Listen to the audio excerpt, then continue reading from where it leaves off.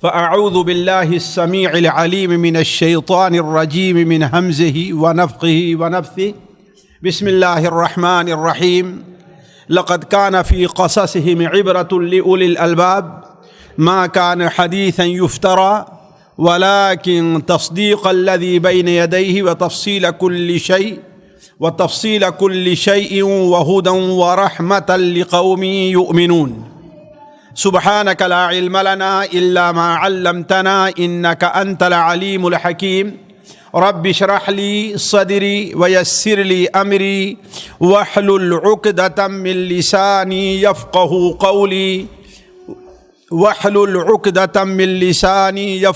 قولي عزیز ساتھیوں،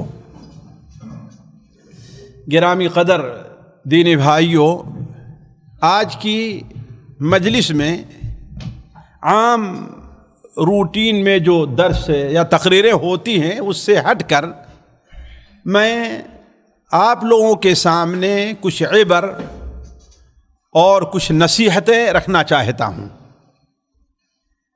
آج کچھ تجربے اور کچھ حقائق آپ لوگوں کے سامنے پیش کرنے کا ارادہ ہے۔ اللہ تعالیٰ سے دعا ہے کہ اللہ تبارک و تعالی ہمیں اور آپ کو ہر حق بات کو سننے، اس پر عمل کرنے اور اسے اپنی زندگی میں اپنانے کی توفیق عطا فرمائے۔ ساتھیوں، انسانی زندگی ایک تجربہ گاہ ہے۔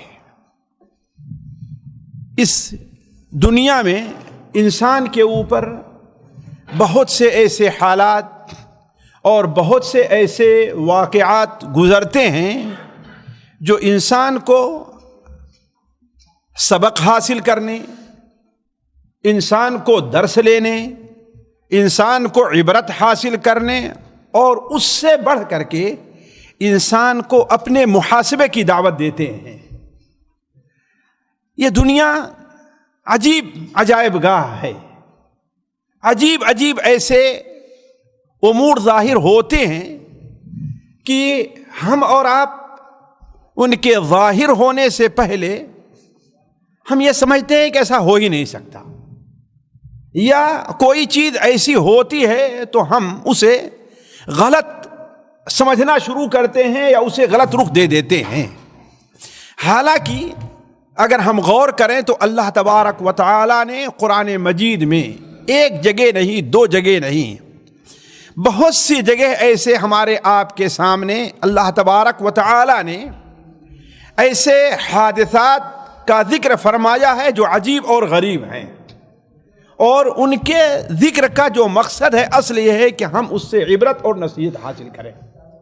آج کی مجلس میں ہم آپ کے سامنے دو ایک ایسے واقعات اور حادثات جس سے میں ہو سکتا ہے بعض کا میری زندگی سے بھی ایک تعلق ہو اور بعض کا قابل ثقہ اور قابل اعتماد لوگوں کی زندگی سے اس کا تعلق ہے، اس لیے میں اسے آپ کے سامنے رکھ رہا ہوں، اور یہ اشارہ کرتے ہوئے کہ ہمیں اور آپ کو ان سے کیا سبق اور کیا عبرت لینی چاہیے۔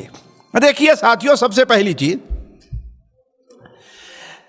سیریا شام کے ایک بڑے مشہور داعی ہیں، اور یوٹیوب پر آپ جائیں، نیٹ کے اوپر جائیں تو ان کے سینکڑوں ہزاروں بیانات موجود ہیں۔ وہ ہیں ڈاکٹر راتب النابلسی۔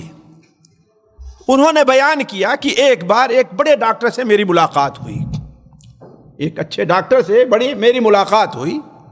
ایک مجلس میں اس نے اپنی ایک آپ بیتی سنائی۔ کس نے؟ ڈاکٹر نے۔ وہ بیان کرنے لگا کہ جن دنوں میں میڈیکل کالج میں پڑھتا تھا تو ایک بار میڈیکل کالج سے نکلا، روڈ پر آیا اور سواری کے انتظار میں کھڑا ہو گیا۔ اب چونکہ وہ میڈیکل کالج کا اسٹوڈنٹ ہے، ایسے ہی مزاج اونچا رہا کرتا ہے، ڈاکٹری پڑھ رہا ہے، تو کہا کہ ایک سواری جہاں مجھے جانا تھا، آگے جانے کے لیے تیار تھی، میں اس سے طے کیا اور آگے کی سیٹ پر بیٹھ گیا۔ پیچھے 3 یا 4 لوگ بیٹھے تھے، ایک سواری کا اور انتظار تھا کہ وہ آئے، سواری لے تو ہم لوگ چلتے بنے۔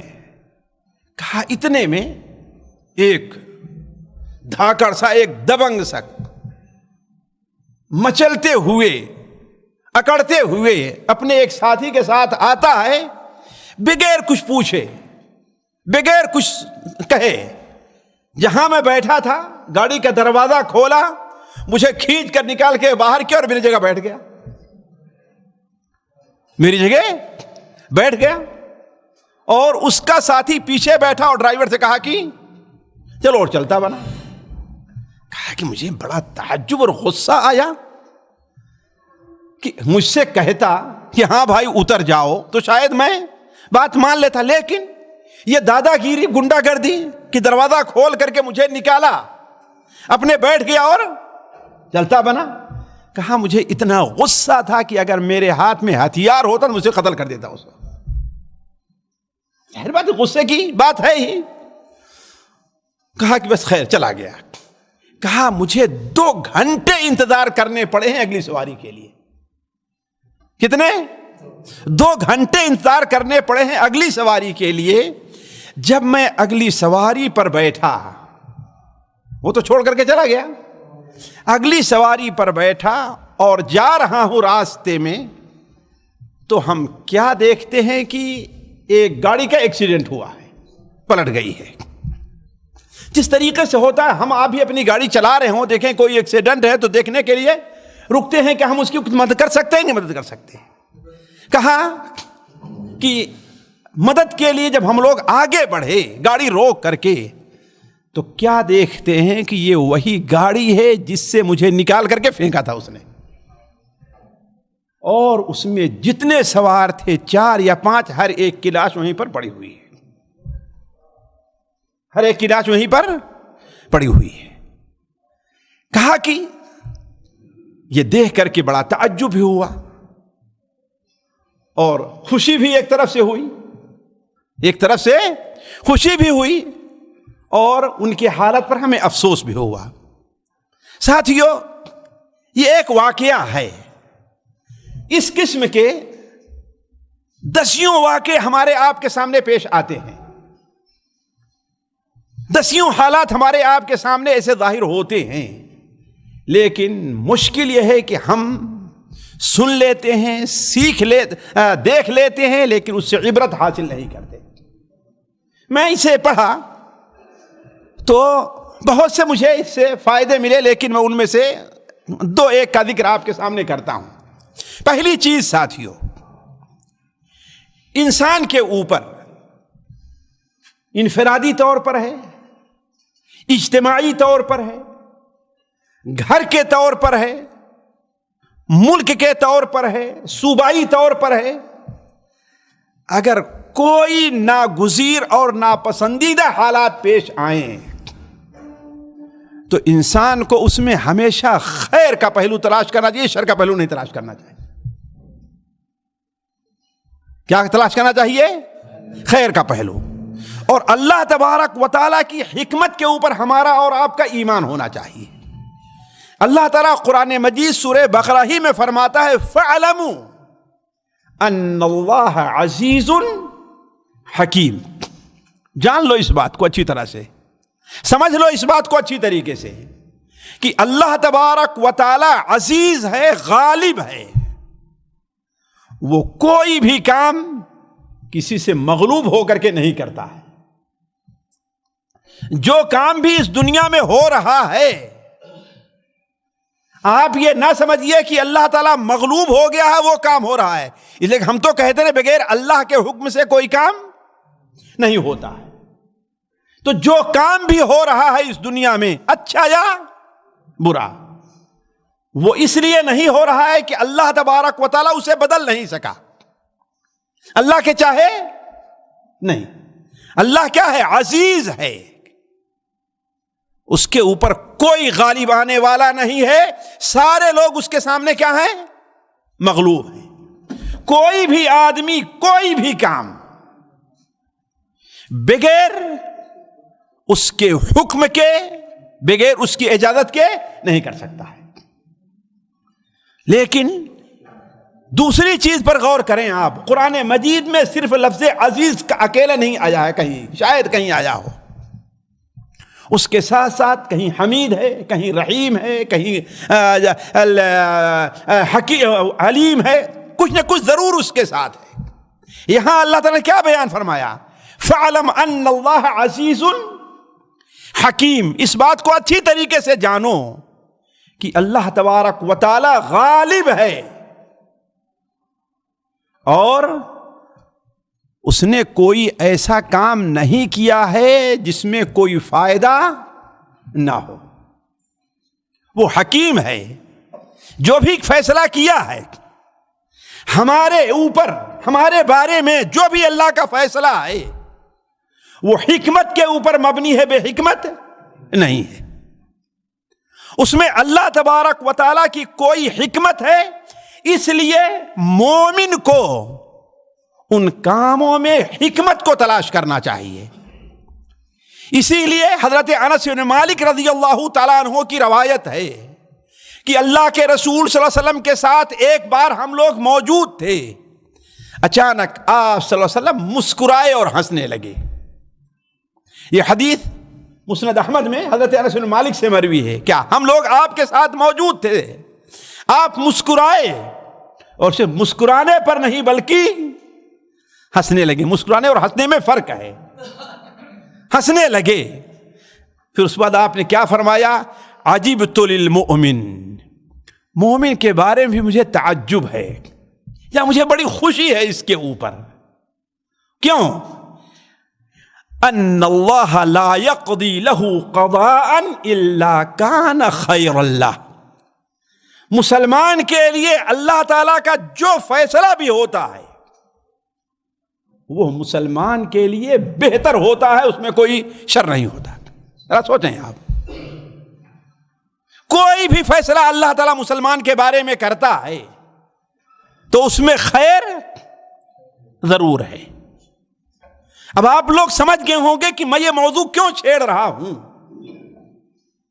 آج کے حالات سے بہت سے لوگ پریشان ہیں، اللہ تعالیٰ کے بارے میں، اللہ کے دین کے بارے میں بدزنی کے شکار ہوتے جا رہے ہیں، اور اپنے دین کے بارے میں بہت سے ایسے کام جو انہیں نہیں کرنا چاہیے، ارے بھائی نہیں کریں گے تو ہم نہیں رہ جائیں گے اس دنیا میں، ہمیں ہمیں مار دیا جائے گا۔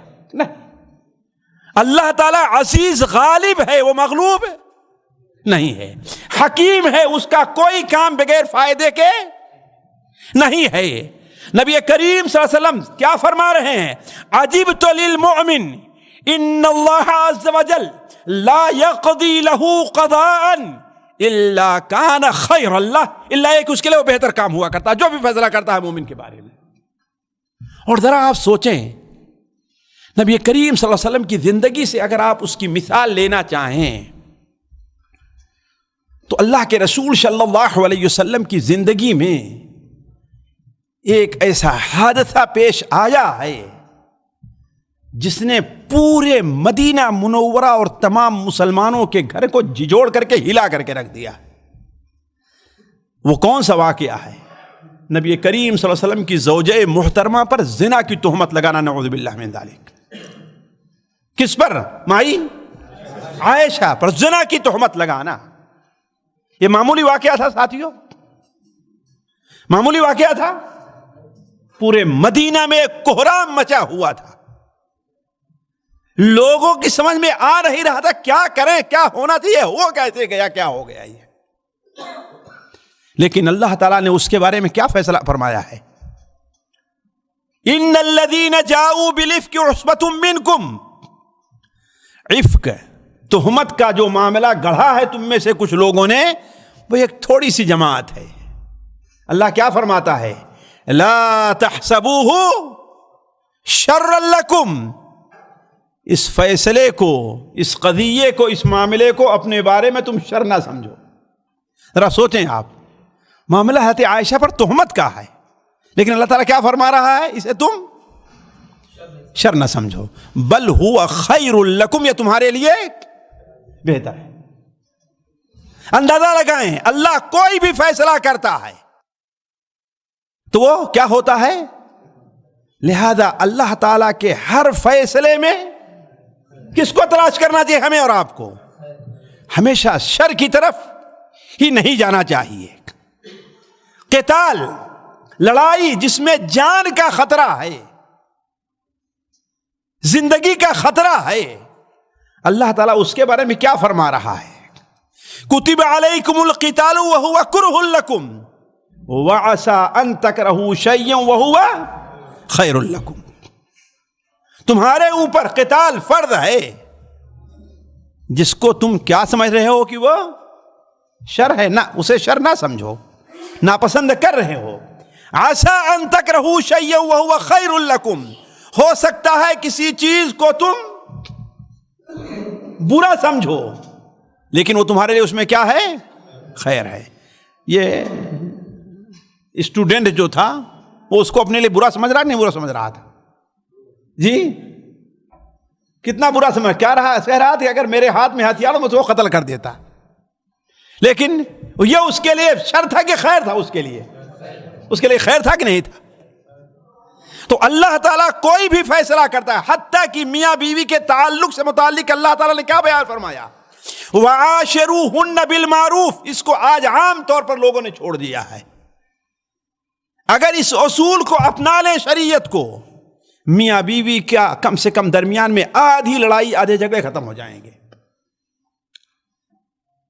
وَعَاشِرُوهُنَّ بِالْمَعْرُوفِ، اللہ تعالیٰ فرماتا ہے ان کے ساتھ بھلائی دستور کے مطابق معاشرت رکھو۔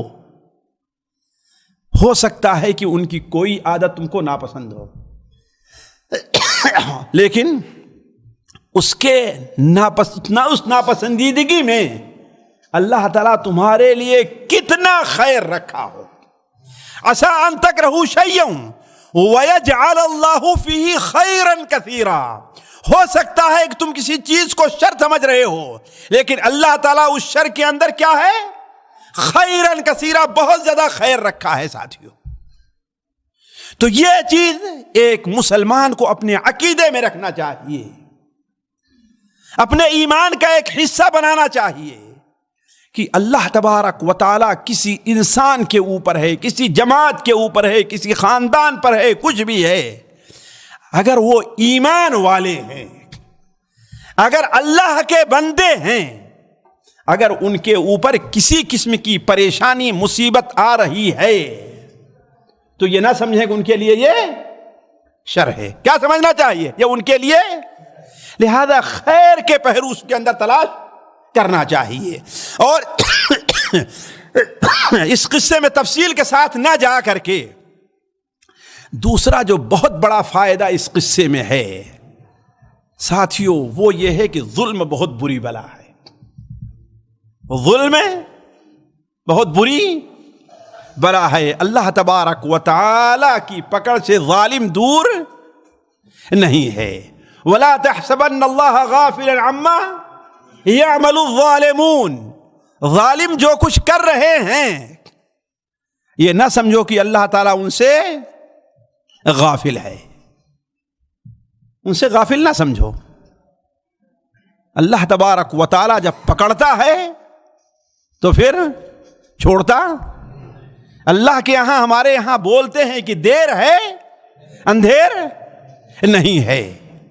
تو جو لوگ بھی اللہ کے بندوں پر ظلم کرتے ہیں انہیں اپنے انجام سے غافل نہیں رہنا چاہیے، نہ تاریخ ان کو چھوڑے گی۔ آج اگر دنیا میں کوئی سزا سہے ان کو ملے بغیر چلے جا رہے ہیں تو اللہ آگے اللہ تعالیٰ کا عذاب ان کا انتظار کر رہا ہے۔ اور دنیا کے اندر بھی جب تک دنیا رہے گی اللہ کے بندوں کی لعنت ان کے اوپر برستی رہے گی۔ ہر ظالم پر اللہ کے بندے لعنت بھیجتے رہیں گے۔ تو ظلم بہت بری بلا ہے، اسی لیے اللہ کے رسول صلی اللہ علیہ وسلم نے ظلم سے بڑی سختی کے ساتھ روکا ہے۔ ساتھیوں، اس کو چھوڑ کر کے ہم چلتے ہیں ایک آگے واقعے کے اوپر۔ یہ واقعہ بھی عجیب ہے، لیکن میں اس لیے بیان کر رہا ہوں کہ ہم میں سے ہر شخص کو اس کا موقع مل سکتا ہے، اس میں جو فائدہ ہوا، لیکن یہ کوئی ضروری نہیں ہے کہ اس کا فائدہ اس کو معلوم بھی ہو۔ اس کا انجام اس کو دکھائی بھی دے، پتہ نہیں کہہ سکتے کس سے۔ مثال کے طور پر آپ جا رہے ہیں راستے میں، آپ دیکھیں ایک بچہ ہے جو راستے میں کھڑا ہے، آپ اسے اپنی گاڑی پر بیٹھائے اور لے جا کر کے جہاں جانا اسے پہنچا دیا ہے۔ اگر آپ نہ پہنچائے ہوتے تو ہو سکتا اس کو کوئی سواری نہ ملتی، ہو سکتا ہے کوئی ایسا ظالم آتا جو اس کے ساتھ برا سلوک ہو سکتا ہے نا۔ اب آپ کو معلوم نہیں کہ وہ بچہ مستقبل میں کیا بننے والا ہے، کیا آگے بڑھ کر کے وہ کرنے والا ہے۔ اگر وہ نیک رہا، لوگوں کی خدمت کرنے والا رہا تو آپ کو معلوم نہیں ہے، لیکن آپ کے اس عمل کا اس کو ثواب، اس کے عمل کا آپ کو ثواب مل رہا ہے، آپ نہیں جانیں گے۔ اللہ تبارک و تعالی نے عموماً ہماری نیکیوں کے جو نتائج ہیں اس کو پوشیدہ رکھا ہے، ہماری نیکیوں کے جو نتائج ہیں اس کو اللہ نے پوشیدہ رکھا ہے، ظاہر نہیں کیا ہے، ورنہ غیب پر ایمان کا فائدہ کیا ہوگا؟ ہمارے ایمان بالغیب کا امتحان کہاں سے ہوگا؟ اسی لیے اللہ تبارک و تعالیٰ نے نیکیوں کے فائدے کو ہمارے کیا رکھا ہے؟ پوشیدہ رکھا ہے۔ یہ ایک سوڈانی ڈاکٹر کا واقعہ ہے جو انہی ملکوں میں سعودیہ یا خلیج یہیں پر وہ ٹیچر بننے آیا تھا، پرائمری کا استاد بن کر کے آیا اور یہاں تقریباً 12 سال تک وہ مدرس رہا اور ٹیچر کا کام کرتا رہا۔ ایک بار وہ چھٹی جانے لگا تو اس کا ایک ساتھی جو اس کے ساتھ پڑھاتا تھا وہ کہتا ہے کہ چلو میں بھی آپ کے ساتھ چلتا ہوں سوڈان۔ کیوں بھائی؟ اس لیے کہ الخرطوم یونیورسٹی میں میرا بیٹا میڈیکل شعبے میں پڑھ رہا ہے، ذرا اطمینان کر کے آؤں پڑھتا کیسا ہے، کیسے رہتا ہے۔ جس ہر شخص کو ہوتا ہے شوق اپنے بچے کو جا کر کے دیکھے، وہاں اساتذہ سے ملے، پروفیسر سے ملے، کیسا پڑھ رہا ہے کیسا نہیں۔ تو کہا ہے ٹھیک ہے چلو۔ تو اس عربی اپنے ساتھی کو یہ سوڈانی استاد لے کر کے گیا، وہاں بچہ اس سے یونیورسٹی کے احاطے میں ملا، اور ظاہر بات ہے ادھر ادھر بیٹھنے کے بجائے کیا کہا کہ چلتے ہیں کسی کیفے ہاؤس میں، کسی ہوٹل، کسی ناشتہ کیفٹیریا جس کو کہتے ہیں، وہاں چل کر کے بیٹھ کر کے چائے پیتے ہیں اور آپس میں بات کرتے ہیں۔ کہا کہ بیٹھے اور چائے پینے لگے۔ اتنے میں ایک جوان سی خوبصورت عورت اپنے کاغذ کتاب کو ایسے لیے ہوئے ہے اور آ کر کے وہاں پر کھڑی ہو جاتی ہے اور غور سے اس سوڈانی استاد کو دیکھنے لگی، اور صرف دیکھنے نہیں لگی، دیکھ رہی ہے اور چہرے کا رنگ اس کے بدل رہا ہے، عجیب کیفیت طاری ہو رہی ہے۔ یہ سوڈانی استاد شرمایا کہ ہاں کوئی عورت دیکھ رہی ہے، کیا ہے، سر نیچے کی اور اپنا باتیں کرنے لگا۔ تو وہ جو بچہ تھا جو کالج میں پڑھتا تھا، اس نے کہا کہ چچا آپ اس کو پہچانتے ہیں؟ کہا نہیں میں پہچانتا تو نہیں، البتہ یہ ہے کہ اس کا میری طرف دیکھنا عجیب ہے، اور اس کی عجیب کیفیت دیکھو، اس کے چہرے کا رنگ کیسا بدل رہا ہے۔ کہا آپ میں تو نہیں پہچانا۔ کہا تم پہچانتے ہو؟ کہا کہ بالکل پہچانتا ہوں میں اس کو، میں بالکل پہچانتا ہوں۔ کہا یہ کون ہے؟ کہا یہ پروفیسر ہے، اور میڈیکل کالج کے 6 سال میں جو آخری سال میں جو بچے پڑھتے ہیں ان کے کلاس دیتی ہے۔ یہ پروفیسر ہے اور میڈیکل کالج کے جو آخری سال کے اسٹوڈنٹ ہیں انہیں یہ پڑھاتی ہے۔ کہا اتنا کرنا تھا کہ وہ دوڑی اور آ کر کے اس استاد سے لپٹ گئی اور رونا شروع کر دیا۔ روتے جا رہی ہے، حالت بدلتے جا رہی ہے۔ لوگ یہ سمجھ رہے ہیں کہ شاید یہ اس کا باپ ہے، اس کا بھائی ہے، اس کا کوئی ایسے کتنے دنوں کے بعد ملا ہے جس کو پکڑ کر کے یہ رو رہی ہے۔ کہا اتنی روئی کہ سمجھو کہ اس کے اوپر گشی کی کیفیت طاری ہو گئی۔ لوگوں نے سہارا دیا، یہ دیا وہ دیا۔ جب ہوش میں آئی تھوڑی سی تو کہا کہ حضرت آپ مجھ کو پہچانتے نہیں ہیں؟ کس سے کہا؟ جس سے لپٹ کر کے رو رہی تھی۔ مجھے پہچانتے نہیں ہیں؟ کہا کہ نہیں. کہا میں آپ کی وہی بیٹی ہوں جسے آپ نے انسان بنایا دیا ہے. جو ایک عام انسان تھی جسے آپ نے ایک انسان بنا دیا. میں آپ کی وہی لقیمات یعنی گلگلے بیچنے والی بیٹی ہوں. گلگلے بیچنے والا قصہ کیا؟ گلگلے بیچنے والی. ہوا یہ کہ وہ سوڈان میں کسی ایک گاؤں میں دیہات میں پڑھایا کرتا تھا وہ استاد. اس وقت مدرسوں میں کھڑکی تو بنی رہتی تھی لیکن اس میں کچھ لگا نہیں رہتا تھا, یا اے سی نہیں ہے, پنکھے نہیں ہے, کھڑکی کھول کر کے پڑھایا کرتے تھے. تو کہا کہ وہ پرائمری میں بچوں کو میتھمیٹکس پڑھایا کرتا تھا. یہ استاد میتھمیٹکس پڑھایا کرتا تھا اور کھڑکی کے باہر مدرسے کے صحن میں ایک تقریباً 8 سال 9 سال 10 سال کی بچی 10 سال کی بچی. یہاں رمضان میں لقیمات کھاتے ہیں نا آپ لوگ, یہ لقیمات ہوتے ہیں نا, یہ ہمارے یہاں اس کو گلگلے کہہ لیجیے آپ, ہے نا, اسی کی ایک شکل ہے. تو اس کی ماں اسے بنا کر کے دیتی تھی اور آ کر کے اس مدرسے کے اندر وہ بیچتی تھی. اس لیے کہ اس کے والد کا انتقال ہو گیا تھا, 3-4 بھائی تھے, ماں بوڑھی تھی اور خرچ کے لیے کوئی پیسہ نہیں تھا. بچوں کے خرچ کے لیے اور پڑھانے کے لیے یہ بچی کیا ہے یہ کام کیا کرتی تھی. استاد نے ایک دن اپنے بچوں کا امتحان لینا چاہا. کس کا؟ جو اس کو پڑھاتا تھا. بچوں کا امتحان لینا چاہا. کہا کہ آج میں یہ انعام لے کر کے آیا ہوں, یہ سوال مشکل ہے یہ میتھمیٹکس کا, لیکن جو بچہ اس سوال کو بتلا دے گا اسے یہ انعام ملنے والا ہے. کہا تمام بچے جو پڑھتے تھے ان میں سے کوئی اس کو نہیں بتا سکا. اور یہ کھڑکی کے باہر سے استاد استاد استاد, جیسے ہاتھ اٹھا بچے کہتے ہیں نا استاد استاد استاد. تعجب ہوا کہ یہ بتائے گی. کہا کہ اچھا میں بتاؤں گی سوال کا جواب. استاد نے کہا کہ اچھا بتاؤ. تو بتایا تو اس نے سوال کا صحیح جواب دیا. جو اسکول میں پڑھتی نہیں تھی, کہاں سے سنتی تھی؟ باہر سے سنتی تھی. میں ساتھیوں یہ اس لیے بیان کر رہا ہوں کہ آپ بھی ایسا کام کر سکتے ہیں. آپ بھی ایسا کام آسانی سے کر سکتے ہیں. کہا کہ کھڑکی سے اس نے اشارہ کیا کہ ہاں میں بتاؤں گی, اور اس نے بتا دیا. استاد کو بڑا تعجب ہوا کہ اس کا مطلب کہ یہ کوئی جوہر ہے, کوئی معمولی بچی ہے نہیں ہے. اس لیے کہ جنہیں میں پڑھا رہا ہوں وہ نہیں بتا پائے. اور کہاں سے سن رہی ہے؟ یہ باہر سے سن رہی ہے, اس نے بتا دیا ہے. تو اسے بلایا اور کہا کہ تو پڑھتی کیوں نہیں ہے پھر؟ تو کہا کہ میرے پاس پڑھنے کا خرچ نہیں ہے. پڑھنے کا خرچ ہے, باپ کا انتقال ہو گیا ہے, امی جان یہ گلگلے بنا کے دیتی ہیں, میں لا کر کے بیچتی ہوں یہاں پر, تو اسی سے اپنا خرچ میں گھر کا چلتا ہے.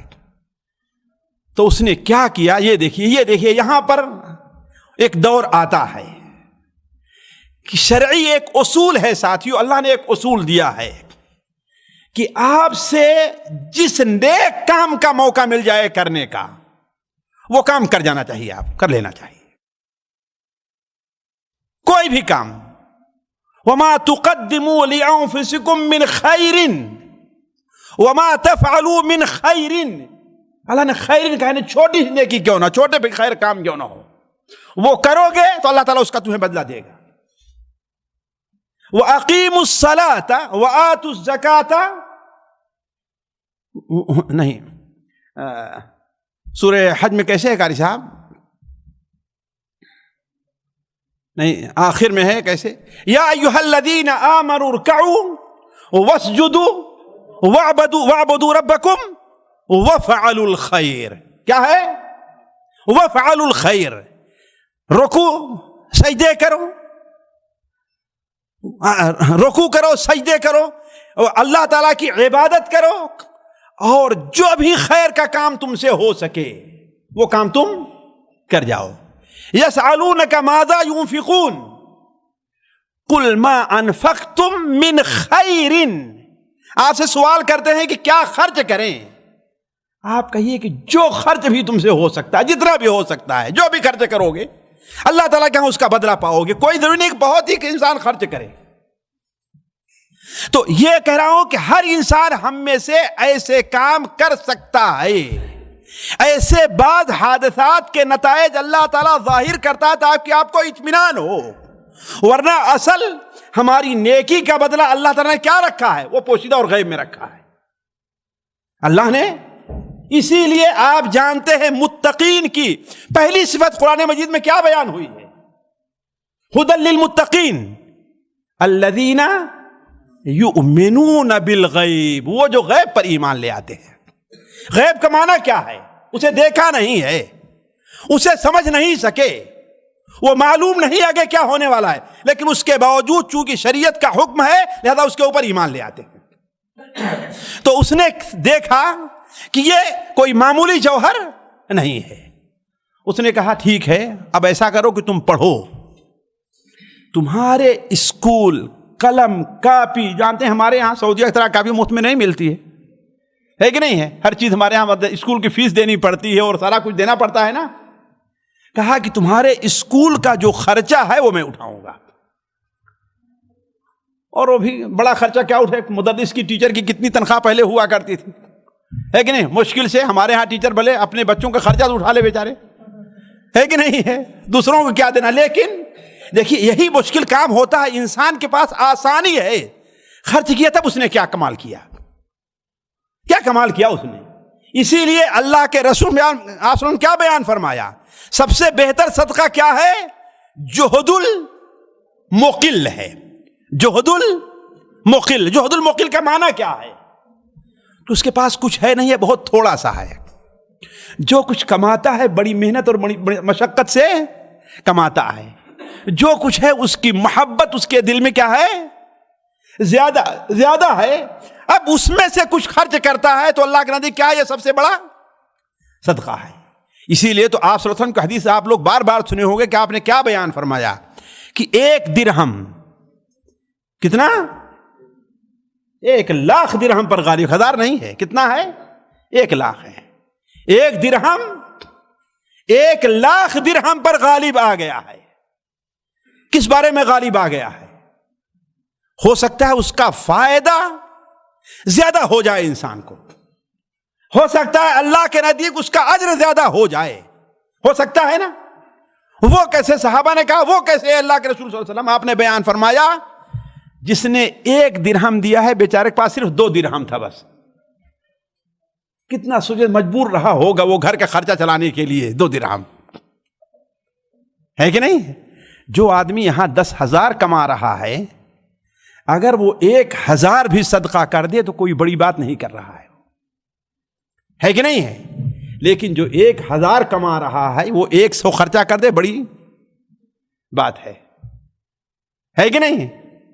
اس لیے کہ 10,000 9,000 بچ رہا ہے وہ اس کے خرچے کے لیے بہت زیادہ اور کافی ہے. لیکن جو 1,000 کما رہا ہے اس کا خرچہ پورا ہونا اس میں مشکل ہے، اس میں سے خرچہ کر رہا ہے وہ. تو آپ صرف بیان فرمایا کہ جس نے 1 درہم خرچہ کیا ہے اس کے پاس صرف 2 درہم تھے، تو گویا اس نے اپنی آدھی پراپرٹی، آدھا مال اللہ کے راستے میں دے دیا ہے. اور جس نے 1,00,000 دیا ہے اللہ نے اسے کروڑوں سے نوازا تھا، اس میں سے تھوڑا دے دیا تو کیا بڑا کام کیا ہے. اسی لیے ہمیشہ ہم کہتے ہیں کہ اللہ تعالیٰ ہر جگہ کوانٹیٹی کو نہیں دیکھتا، کس کو دیکھتا ہے؟ کوالٹی کو دیکھتا ہے اللہ تعالیٰ، ہے نا. اسی لیے وہ حدیث آپ لوگ یہاں پر 40 نوویہ شیخ آپ شیخ درس دیتے ہیں، اس میں آپ نے پڑھا ہوگا نا، ان اللہ لا ينظر الى قلوبكم والوانكم، ان اللہ لا ينظر الى صوركم والوانكم. اللہ تعالیٰ تمہارے رنگوں کو اور تمہاری صورتوں کو کس کو دیکھتا ہے؟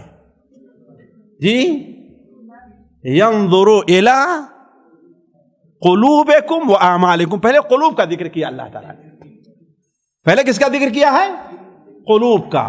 پھر اس کے بعد اس کا ذکر کیا ہے اعمال کا، یعنی جو عمل تم کر رہے ہو کس دل سے کر رہے ہو، جو عمل کر رہے ہو کس دل سے کر رہے ہو۔ تو کہنے کا مطلب اس استاد نے کیا کہا کہ اسکول کا جو خرچہ ہے، کتاب کاپی، یہ وہ میں برداشت کر لے رہا ہوں، اور کہا کہ اپنی امی سے کہو کہ یہ گلگلے بیچنے کا جو کام ہے نا وہ تمہارے کسی بھائی کسی اور کے سپرد کر دے اور تم پڑھو کل سے آ کر کے۔ اور اس مدرسے اسکول کے جو پرنسپل تھے اس کے پاس گیا، کہا کہ دیکھو اس کے پاس جو ہے فیس جمع کرنے کی طاقت نہیں، لیکن یہ بچی بڑی نادر جوہر ہے، اسے پڑھنے دو تم، اگر کلاس میں نہیں بیٹھنے دیتے تو یہی اجازت دو کہ باہر بیٹھ کر کے سنیں، لیکن پرائیویٹ طور پر اس کا نام لکھ لو تاکہ یہ امتحان میں بیٹھ سکے۔ راضی ہو گیا پرنسپل، تمام ٹیچروں سے بات کیا، تمام ٹیچر بھی راضی ہو گئے، اور اس کے اندر جو خوبی تھی اس کی بنیاد پر اسے تیسرے درجے میں کلاس میں کس میں داخل کیا؟ تیسری کلاس میں۔ اب جس سال کے آخر میں جب امتحان ہوا ہے تو پورے اسکول میں سب سے اول نمبر یہ لڑکی لے کر کے آتی ہے، پورے اسکول میں سب سے اول نمبر یہ لے کر کے آتی ہے۔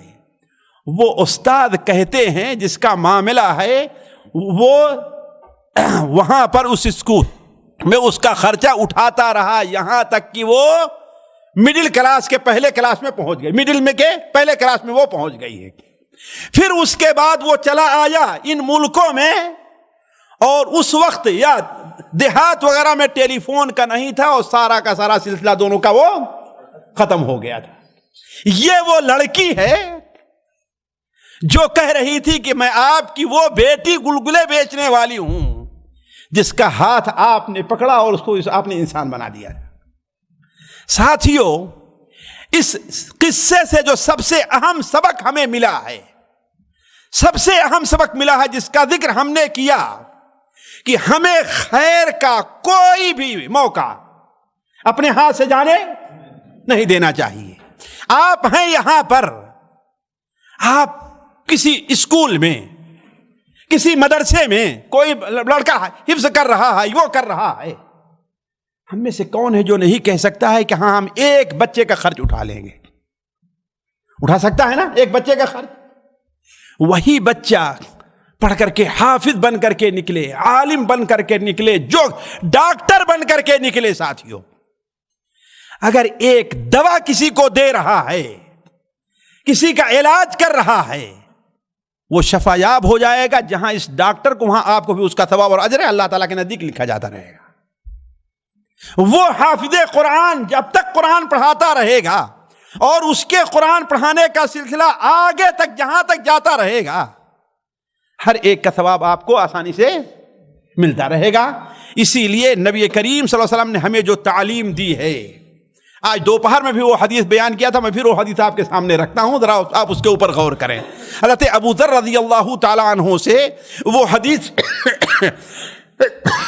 امام طبرانی رحمہ اللہ کی معجم کبیر اور صحیح ابن حبان وغیرہ میں ہے کہ حضرت ابو ذر رضی اللہ بیان فرماتے ہیں کہ ہم نے اللہ کے رسول صلی اللہ علیہ وسلم سے سوال کیا کہ اے اللہ کے رسول صلی اللہ علیہ وسلم، مجھے آپ کوئی ایسا عمل بتلا دیجئے جو مجھے جنت کی طرف لے جائے۔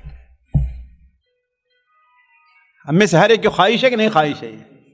جی، جنت میں جانا چاہتے ہیں کہ نہیں جانا چاہتے؟ کون کہے کہ نہیں جانا چاہتا؟ لیکن جنت تمناؤں سے نہیں ملتی ہے، کس سے ملتی ہے؟ عمل کرنے سے۔ وَتِلْكَ الْجَنَّةُ الَّتِي أُورِثْتُمُوهَا بِمَا كُنْتُمْ تَعْمَلُونَ، تمہارے عمل کرنے کی وجہ سے اللہ تعالیٰ تمہیں جنت میں یہ داخل کر رہا۔ بغیر عمل کے اللہ کے ہاں کسی سے کوئی رشتہ داری نہیں، کوئی اللہ کا بیٹا نہیں ہے، کوئی اللہ کا بھائی نہیں ہے، کوئی اللہ کا، اللہ تعالیٰ جو ہے ویسے اس کو جو ہے اس میں جنت میں حصہ مل گیا کہ ہاں ہمارے بھائی کی جائیداد ہے اس میں ہمارا حصہ مل جائے، کسی کو نہیں ہے۔ سارے کے سارے لوگ اللہ تعالیٰ کے نزدیک کیا ہیں؟ مخلوق ہونے کے لحاظ سے برابر ہیں۔ اس میں سب سے اچھا کون ہے؟ جو اللہ کا خوف اور تقوی اور اللہ کا دین اپنے دل میں سب سے زیادہ رکھ رہا ہے نا؟ تو حضرت ابو ذر نے کہا اے اللہ کے رسول صلی اللہ علیہ وسلم، کوئی ایسا عمل بتلائیے جو مجھے جنت میں داخل کر دے۔ آپ نے پہلا عمل کیا بتایا کہ اللہ پر اور اللہ کے رسول یا آخرت، اللہ اور آخرت کے دن پر ایمان لے آؤ۔ یہ سب سے پہلی سیڑھی ہے، یہی چابی ہے، یہی دروازہ ہے۔ یہ نہیں ہے تو آپ دروازے سے باہر ہیں، اندر نہیں ہیں، دروازے سے باہر ہیں۔ یہ چابی مل گئی آپ کو، آپ اندر جا سکتے ہیں۔ تو آپ نے کہا اللہ اور آخرت پر ایمان لے آؤ۔ حضرت ابو ذر نے کہا اے اللہ کے رسول صلی اللہ علیہ وسلم، کیا ایمان کے ساتھ کچھ عمل بھی کرنا ہے؟ آپ ذرا غور کریں، جو ہمارا موضوع ہے، جو قصہ ہے، اس سے کتنی مناسبت رکھتی ہے یہ حدیث۔ آپ نے بیان فرمایا کہ اللہ تعالیٰ نے جو کچھ دیا ہے اس میں سے خرچہ کرے۔ یرضخ مما رزقہ اللہ، اللہ نے جو اسے روزی دی ہے، جو مال دیا ہے، اس میں سے کچھ نہ کچھ خرچہ کرے۔ حضرت ابو ذر نے کہا اے اللہ کے رسول صلی اللہ علیہ وسلم، اگر فقیر ہو اس کے پاس کچھ بھی نہیں ہے، اگر فقیر ہو اس کے پاس کچھ نہ ہو تو کیا کرے؟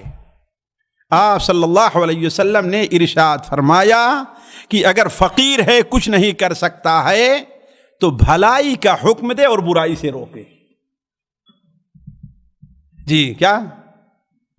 بھلائی کا حکم دے اور برائی سے، یہ معمولی چیز نہیں ہے۔ میں ابھی اس کی اہمیت کے پیش نظر نہیں جاتا، لیکن اس کا کتنا فائدہ ہے، بھلائی کا حکم دینے، برائی کے روکے۔ ایک آدمی ہے نماز نہیں پڑھتا، باہر کھڑا ہوا ہے، آپ نے کہہ دیا چلو نماز پڑھو، لے کر کے گئے جہاں وہ نماز پڑھ رہا ہے، اسے اپنی نماز کا ثواب مل رہا ہے، وہیں آپ کو بھی اس کی نماز کا ثواب مل رہا ہے۔ سمجھ رہے ہیں نا؟ اور صرف یہی نہیں، اللہ کے ہاں کچھ کمی ہے؟ آپ اس راستے پر اپنے والد کے سمجھانے سے آئے ہیں، تو آپ کے والد کو بھی اس کی نماز کا ثواب مل رہا ہے۔ اب سلسلہ کتنا چلا جائے گا؟ تبھی تو اللہ تعالیٰ فرماتا ہے ان الذین آمنوا وعملوا الصالحات لهم اجر غیر ممنون۔ غیر ممنون یعنی جو رکنے والا نہیں ہے۔ جو لوگ ایمان لے اور عمل صالح کیا، انہیں نہ ختم ہونے والا اجر ہے، قیامت تک ان کو اجر ملتا رہے گا، اور اسی طریقے سے ملتا رہے گا۔ اسی لیے اہل علم ایک نقطہ بیان کرتے ہیں کہ دنیا میں جب سے حضرت آدم علیہ السلام اس دنیا میں آئے ہیں اور قیامت تک سب سے زیادہ نیکیاں کس کے نامہ اعمال میں روزانہ لکھی جا رہی ہیں؟ جی سب سے زیادہ نیکیاں کس کے نامہ اعمال میں لکھی جا رہی ہیں؟ نبی صلی اللہ علیہ وسلم کے۔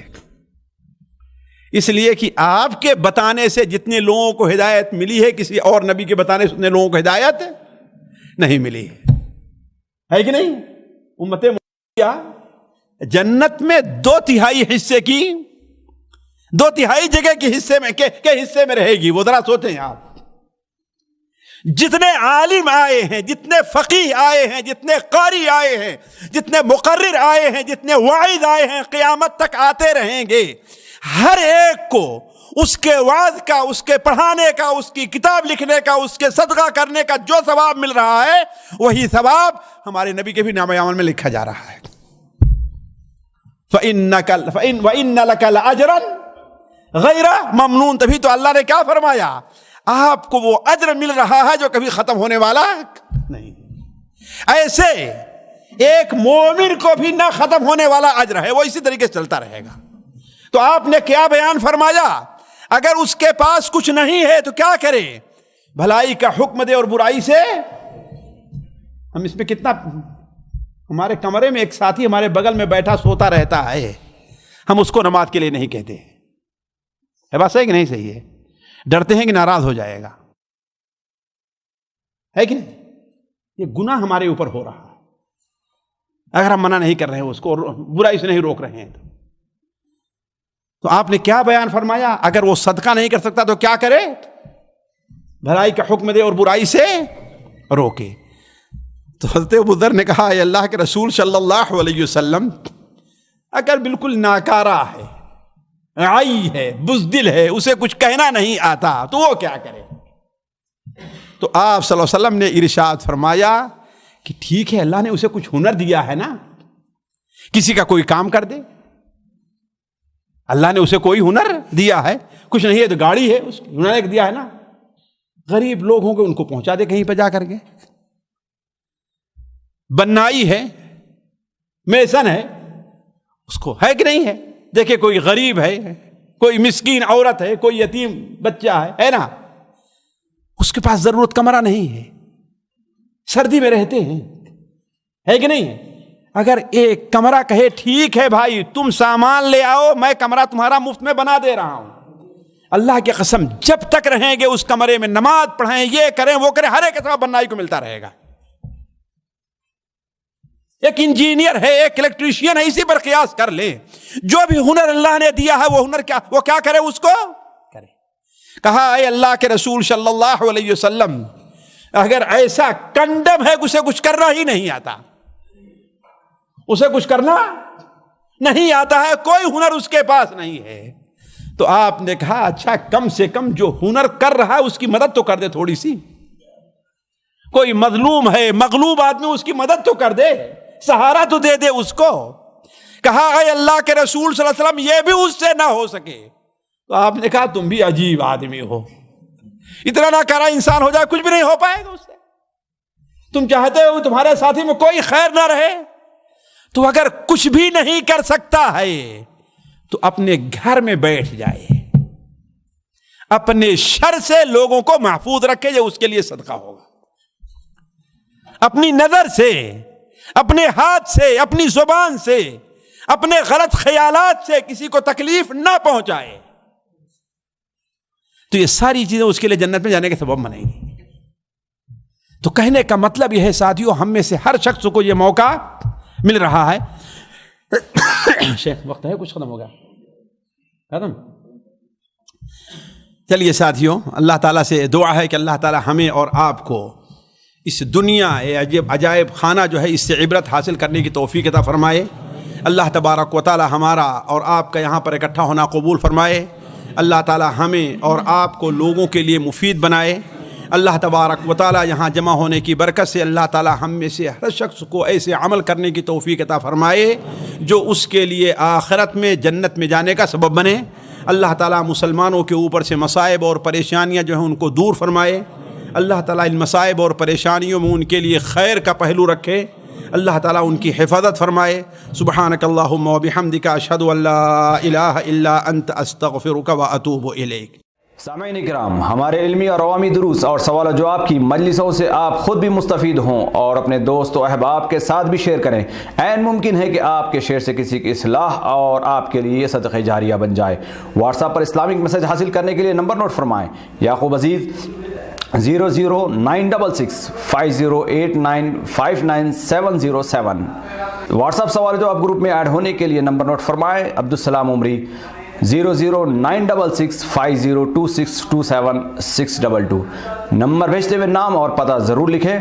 اسی طرح ہمارے یوٹیوب چینل اسلامی دعویٰ کو ضرور سبسکرائب کریں تاکہ ہماری ہر نئی اور اہم ویڈیو کی اطلاع آپ کو فوری حاصل ہو جائے. تمام دروس, مقالات اور سوال و جواب سیریز کے لیے ہماری مشہور ویب سائٹ www.islamidawah.com کا مشاہدہ کرتے رہیں. السلام علیکم ورحمۃ اللہ وبرکاتہ.